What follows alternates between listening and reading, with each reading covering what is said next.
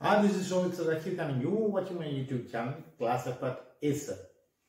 আজকে আমি তোমাদেরকে কয়েকটা ইউজফুল এক্সপ্রেশন নিয়ে শেখাবো যেগুলোকে তোমরা তোমাদের লেখার মধ্যে এমনকি বলার মধ্যেও ব্যবহার করতে পারো। এইগুলো খুবই ইউজফুল এক্সপ্রেশন। আমি ব্যক্তিগতভাবে আমি নিজে এক্সপ্রেশন নিয়ে প্রচুর কাজ করে থাকি, কারণ এক্সপ্রেশন যদি ঠিকঠাক না হয় বাপু, তাহলে কিন্তু লেখা মেড়ে মেড়ে হয়ে যাবে। লেখাগুলোকে ভালো করার জন্য ভালো ভালো ইউজফুল এক্সপ্রেশন তোমাদেরকে ব্যবহার করতে হবে, এবং সেই এক্সপ্রেশন শেখার জন্য এমনকি সঙ্গে গ্রামার শেখার জন্য এই চ্যানেলটিকে কিন্তু সাবস্ক্রাইব করতে ভুলো না। ক্লাস এফার্ট এসার পাশে যে বেল আইকনটা আছে সেটাকে মেরে ফাটিয়ে দাও, এবং তাহলেই তোমরা পরবর্তী ভিডিওগুলোর নোটিফিকেশন খুব তাড়াতাড়ি পেয়ে যাবে। ফেসবুকে এই নামেও একটা পেজ আছে, সেটাকেও কিন্তু ফলো করে রাখো, ঠিক আছে? সেখানে আমি ভিডিও আপলোড করে থাকি। তো চলো এরপর ঢুকে যাবে ভিডিওর মধ্যে কি আছে দেখে নি, ইউজফুল এক্সপ্রেশন গুলো চলো দেখে নেওয়া যায়। দেখো, প্রথমে আমি যেটা বলেছি সেটা কি লেখা আছে, ক্যারিয়ার প্ল্যাটু। ক্যারিয়ার প্ল্যাটু মানে কি? A career plateau is a point in an employee's career when they feel stuck and unable to advance. মানে ক্যারিয়ার প্ল্যাটু মানেটা হচ্ছে এমন একটা পরিস্থিতি, এমন একটা পজিশন, এমন একটা জায়গা, এমন একটা অবস্থা যেখানে তোমার মনে হচ্ছে তোমার আর কোনো গ্রোথ হচ্ছে না। তোমার যা যা চ্যালেঞ্জ ছিল সমস্ত কিছু তুমি হয়তো অ্যাচিভ করে ফেলেছো, বা এমন একটা পোস্টে তুমি কাজ করছো যেখানে কোনো চ্যালেঞ্জই নেই, নিজেকে প্রমাণ করার কোনো জায়গা নেই। প্ল্যাটু মানে দেখ, প্ল্যাটু তোমাকে বুঝতে হবে যে কি হচ্ছে, একটা উচ্চভূমি যার উপরের ভাগটা সমতল থাকে, এরকম ভাবে উঠে যাবে এবং উপরের ভাগটা সমতল। অর্থাৎ তার কাছে যে কেরিয়ারের মধ্যে যে আছে কোনো একটা কেরিয়ারের মধ্যে, তার কাছে কোনো চড়াই নেই। চড়াই থাকলে সেটা চ্যালেঞ্জ, কারণ চড়াই ধরে ধরে তাকে উপরে উঠতে হবে। কিন্তু তুমি যখন উপরে উঠে নিয়ে একটা সমতল ভূমিতে পৌঁছে যাচ্ছ, সেখানে তোমার কিন্তু আর উপরে যাওয়ার জায়গা নেই। অর্থাৎ সেই চড়াইকে ভেঙে নিয়ে উপরে ওঠার কোনো জায়গা নেই, সেটাকে প্ল্যাটু বলা হয়।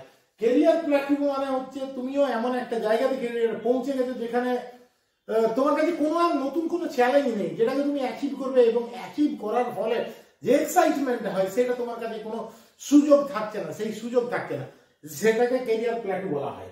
তাহলে ক্যারিয়ার প্ল্যাটু কি? A career plateau is a point in an employee's career when they feel stuck and unable to advance. Career plateau হচ্ছে একজন এমপ্লয়ি, একজন কর্মচারী জীবনে এমন একটা পয়েন্ট, এমন একটা মানে অবস্থা যেখানে সে মনে হবে যে আমি আটকা পড়ে গেছি, আমার কোনো মানে গ্রোথ হচ্ছে না। অ্যাকচুয়ালি তুমি যদি কাজের দিক দিয়ে কর্মক্ষেত্রে বলো, সেখানেও কোনো গ্রোথ হচ্ছে না, বা তার ইন্টেলেকচুয়াল কোনো গ্রোথ বা অ্যাচিভ করার যে মজা, এই সমস্ত কোনো কিছুই হচ্ছে না, সেটাকে আমরা ক্যারিয়ার প্ল্যাটু বলে থাকি। এক্সাম্পল গুলো আমরা দেখবো, তাহলে বুঝতে পারবো। কি লেখা আছে? After achieving all his departmental targets he began to feel the effects of a career plateau. তার ডিপার্টমেন্টাল কোন একজন ব্যক্তি সম্বন্ধে বলা হচ্ছে, সে তার ডিপার্টমেন্টে যা যা টার্গেট দেওয়া হয়েছিল সমস্ত কিছু সে অ্যাচিভ করে ফেলেছে, এবং তার ফলে সে কি ফিল করছে, সেই ক্যারিয়ার প্ল্যাটুর যে অনুভূতিটা, একটা সেই একঘেয়েমি একটা অনুভূতি, সেটা সে ফিল করছে। After achieving all his departmental targets he began to feel the effects of a career plateau. সেই ক্যারিয়ার প্ল্যাটুর যে এফেক্টটা, প্রভাবটা, সেই একঘেয়েমি, সেই বোরিং ব্যাপারটা, সেই মনোটোনিটা, সেটা সে ফিল করছে। এই যে ক্যারিয়ার প্ল্যাটুর কথা আমরা এখানে বলেছি। এখন নেক্সট কি আছে, সে took on additional responsibility to avoid hitting a career plateau in a current job. সে বাড়তি কিছু দায়িত্ব নিয়ে নিয়েছিল যাতে তাকে কি করতে না হয়, to avoid hitting a career plateau in a current job. তার বর্তমান যে কাজটা করছে সেখানে ক্যারিয়ার প্ল্যাটু, অর্থাৎ জীবিকাগত যে সমস্ত একঘেয়েমিপনাটা আসে, অর্থাৎ কোনো একটা জায়গাতে পৌঁছে যাওয়ার পর যখন কোনো গ্রোথ পাই না, মেন্টাল কোনো গ্রোথ হচ্ছে না, সেই যে একঘেয়েমিপনা যে ব্যাপারটা, সেটা যাতে অ্যাভয়েড করা যায়, সেটার জন্য সে বাড়তি কিছু দায়িত্ব নিয়ে নিয়েছিল, যাতে ক্যারিয়ার প্ল্যাটুর যে প্রভাব সেটাকে সে এড়িয়ে যেতে পারে। ঠিক আছে? তো তাহলে বুঝতে পারলে যে ক্যারিয়ার প্ল্যাটুকে আমরা কিভাবে ব্যবহার করতে পারি। বিশেষ করে জীবিকাগত ক্ষেত্রে আমরা ব্যবহার করা হয়, যে জীবিকার ক্ষেত্রে যখন তোমার কোনো গ্রোথ হচ্ছে না, মেন্টাল কোনো গ্রোথ হচ্ছে না, তখন আমরা ক্যারিয়ার প্ল্যাটু ওয়ার্ডটিকে বা এই এক্সপ্রেশনটিকে ব্যবহার করে থাকি। চলো নেক্সট দেখে নি কি আছে। নেক্সট আছে in your backyard. In your backyard মানে হচ্ছে in the area where you live, or in the area of interest or activity that you are involved in, or responsible for, এখানে দেখো দুটো মিনিং এ ব্যবহার করা হয়, একটা লিটারাল মিনিং অর্থগত মানে, এবং একটা ফিগারেটিভ মিনিং অর্থাৎ আলংকারিক ভাবে ব্যবহার করা হয়। ইন ইয়োর ব্যাকওয়ার্ড মানে হচ্ছে তো পিছন দিকে যে আমরা বাড়ি বলি না, বাড়ি অর্থাৎ বাগান বাড়ি, সেটাকে ব্যাকইয়ার্ড বলা হয়, সেই বাগান বাড়ি। এরপর এটা তুমি লিটারাল সেন্সে নিতে পারো যে একটা বাড়ি, একটা ঘর আছে, তার পিছনের যে অংশ সেটা বাগান বাড়ি হিসেবে ব্যবহার করা হচ্ছে, সেখানেও ইন ইয়োর ব্যাকইয়ার্ড বলতে পারো। বা কোনো একটা অ্যাক্টিভিটি বা এরিয়া অফ ইন্টারেস্ট যেটাতে তুমি ইনভলভ বা যেটাতে তুমি রেসপন্সিবল, সেই কর্মক্ষেত্রটাকেও তোমার বলা যেতে পারে যে ইন ইয়োর ব্যাকইয়ার্ড। এই চলো এক্সাম্পল গুলো দেখে নিই। কি আছে দেখো example, having a small vegetable garden in your backyard can save you money and provide fresh produce. যদি তোমার বাড়িতে, বাগান বাড়িতে তুমি যদি একটা ছোট্ট ভেজিটেবল গার্ডেন করে থাকো, মানে যদি থাকে, সেটা তোমাকে তোমার টাকা বাঁচাতে সাহায্য করবে, সঙ্গে তুমি ফ্রেশ প্রোডাক্টও পাবে, অর্থাৎ এগ্রিকালচারাল যে সমস্ত প্রডিউস গুলো আছে, এগ্রিকালচারাল যে সমস্ত অর্থাৎ কৃষিজাত যে সমস্ত শস্য বা উৎপাদন যেগুলো আছে সেগুলোকেও তুমি পাবে। অর্থাৎ বাড়ির পিছনের অংশ, বাগান বাড়িতে তোমার যদি একটা ছোট্ট সবজির বাগান থাকে, তাহলে সে একদিকে যেমন তোমার টাকা বাঁচবে, অন্যদিকে তোমার মানে কৃষিজাত দ্রব্যও পাবে। ঠিক আছে, এখানে দেখো ইন ইয়োর ব্যাকইয়ার্ড, এটা ফিজিক্যাল অর্থাৎ লিটারাল মিনিং এ ব্যবহার করা হয়েছে, লিটারাল মিনিং এ এখানে ব্যবহার করা হয়েছে। সেকেন্ডটা দেখো, এটা কিন্তু আলংকারিক ভাবে ব্যবহার করা হচ্ছে। Before you criticize global policies, take a look at what is happening in your backyard. যে সমস্ত মানে গ্লোবাল যে সমস্ত পলিসিস গুলো আছে, বিশ্বজুড়ে যে সমস্ত গ্লোবাল পলিসিস গুলোকে অ্যাডপ্ট করা হচ্ছে, সেগুলোকে সমালোচনা করার আগে তুমি দেখো তোমার যে নিজের বাগান বাড়িতে কি হচ্ছে, অর্থাৎ তোমার নিজের দেশে কি হচ্ছে, বা তোমার নিজের কর্মক্ষেত্রে কি হচ্ছে। লোককে সমালোচনা করলেই তো হবে না, তো গ্লোবাল যে সমস্ত পলিসিস গুলো আছে সেগুলোকে সমালোচনা করলেই তো হবে না, তোমাকে আগে দেখতে হবে যে আমার ঘরে, মানে আমার গৃহে কি হচ্ছে।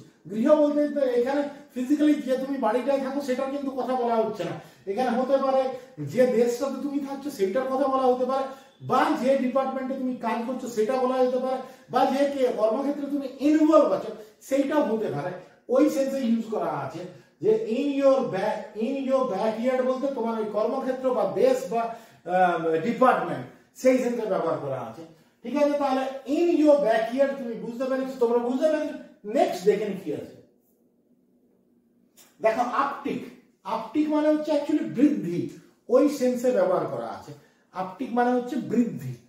কি আছে, an increase in the number or amount of something, কোন কিছুর সংখ্যাতে বা পরিমাণে বৃদ্ধি, সেটাকে আপটিক বলা হয়। এটা খুব সহজ একটা এক্সপ্রেশন। এটা মানে এটার এক্সাম্পল গুলো আমি পড়ে দিই তাহলেই বুঝতে পারবে। The company reported an uptick in sales during the holiday season. Company কি রিপোর্ট করলো? কোম্পানি রিপোর্ট করলো যে তাদের বিক্রিতে বৃদ্ধি হয়েছে হলিডে সিজনের সময়, যখন ছুটির মরশুম চলছে তখন তাদের যে প্রোডাক্ট কোন একটা কোম্পানির, সেটার বিক্রিতে বৃদ্ধি হয়েছে। ঠিক আছে, এরপর দেখো আরেকটা বলা আছে, the town saw an uptick in tourism after the new park was open. টাউনটাতে যে ট্যুরিজমটা হয়, ঠিক আছে, ভ্রমণ করতে যে লোকজন যারা আসে, সেই যে ওই শহরে, কোন একটা শহরের কথা বলা হচ্ছে, সেই শহরে ট্যুরিজম অনেকটাই বেড়ে গেছিল, বৃদ্ধি হয়েছিল নতুন পার্কটা খোলার পর। সেই শহরে ট্যুরিজম বেড়ে গেছিল নতুন পার্কটা ওপেন করার পর। ঠিক আছে, এখানে দেখো আপটিক মানে হচ্ছে তাহলে বৃদ্ধি, ট্যুরিজমের বৃদ্ধি হয়েছিল। চলো এরপর হয়ে গেল, এরপর নেক্সট এক্সপ্রেশন দেখি। এর পদ যেটা আছে আমাদের কাছে সেটা হচ্ছে কি স্টম্পিং গ্রাউন্ড। স্টম্পিং গ্রাউন্ড মানে বাংলাতে যেটাকে আমরা বলে থাকি বিচরণ ভূমি বা বিচরণ ক্ষেত্র।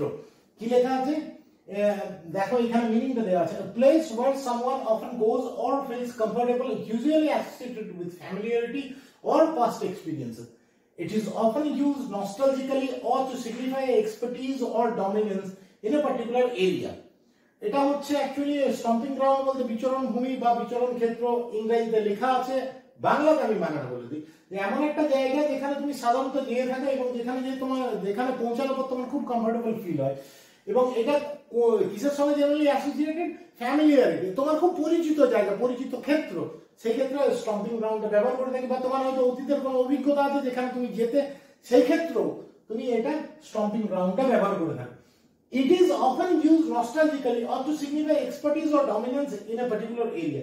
এখানে আরেকটা জিনিস মাথায় রাখতে হবে, এটা নস্টালজিক্যালিও ব্যবহার করা হয়। অর্থাৎ তুমি যখন অতীতের কোনো কথা ভাবছো, তখন যে ওইটা আমার বিচরণ ভূমি ছিল, ওইটা আমার বিচরণ ক্ষেত্র ছিল, ওইখানে আমি যেতাম, এইরকম নস্টালজিক্যালি তুমি যখন ভাবছো অতীতের কথা, তখন এটা জেনারেলি ব্যবহার করা হয়।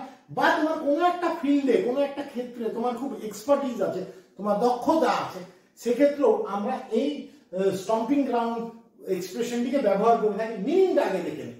The local park was a childhood stomping ground where she played every summer.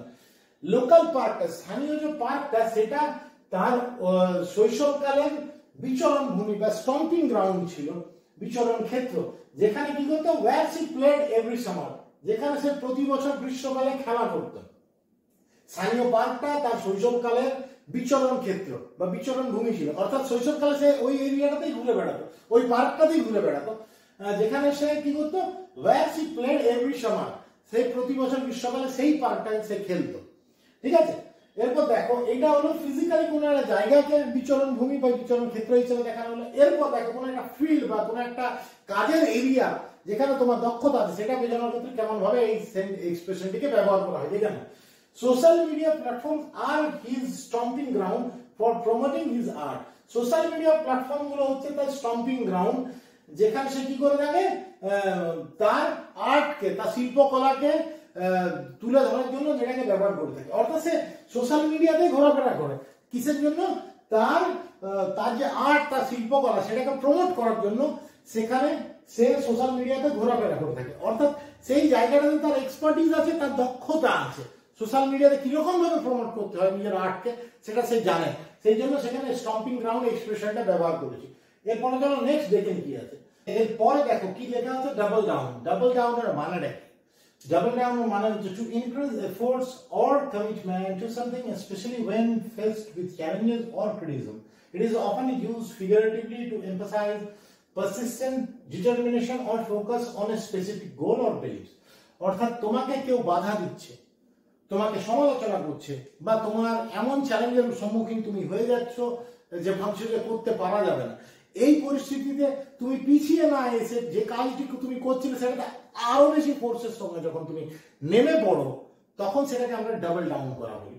অর্থাৎ তুমি যত বাধার সম্মুখীন হবে, তত বেশি ফোর্সের সঙ্গে সেই কাজটিতে নেমে পড়ার ক্ষেত্রে আমরা এই এক্সপ্রেশনটি ব্যবহার করে থাকি, double down. It is often used figuratively to emphasize persistent determination or focus on a specific goal or beliefs. এটা সাধারণত ফিগারেটিভলি, আলংকারিকভাবে ব্যবহার করা হয় কোনটা বোঝানোর জন্য, কারো একাগ্রতাকে, পারসিস্টেন্সকে, যে নাছরবন্দা যে একটা প্রচেষ্টা, সেইটাকে বোঝানোর জন্য, কারো ডিটারমিনেশন, যে স্থির সিদ্ধান্তকে বোঝানোর জন্য, বা কোনো একটা বিষয় বা কোনো একটা লক্ষ্যের প্রতি তার যে ফোকাস, সেটাকে বোঝানোর জন্য আমরা ডাবল ডাউনটা ব্যবহার করে থাকি। এখানে দেখো এক্সাম্পল গুলো দেখে না, তাহলেই বুঝতে পারবে। Ever since the new traffic rules and penalty system came into force, people have doubled down on flouting rules. যখন থেকে নতুন ট্রাফিক রুলস গুলো এসেছে এবং নতুন পেনাল্টি সিস্টেম এসেছে, তখন থেকে লোকজন আরো বেশি নেমে পড়েছে ট্রাফিকের নিয়ম কানুন উপেক্ষা করার জন্য, ভেঙে ফেলার জন্য, নিয়ম ভাঙার জন্য আরো বেশি নেমে পড়েছে। অর্থাৎ সরকার তাদেরকে নিয়ম ভাঙা থেকে বাধা দিতে নতুন রকমের ট্রাফিক রুলস নিয়ে এসছে, নতুন পেনাল্টি সিস্টেম, ফাইন সিস্টেম নিয়ে এসছে।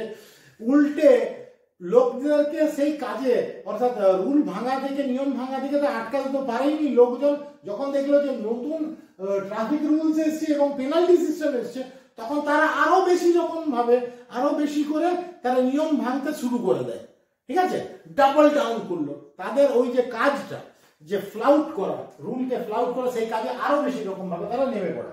এরপর দেখো আরেকটা example. Despite initial setback, the company decided to double down on its investment in renewable energy.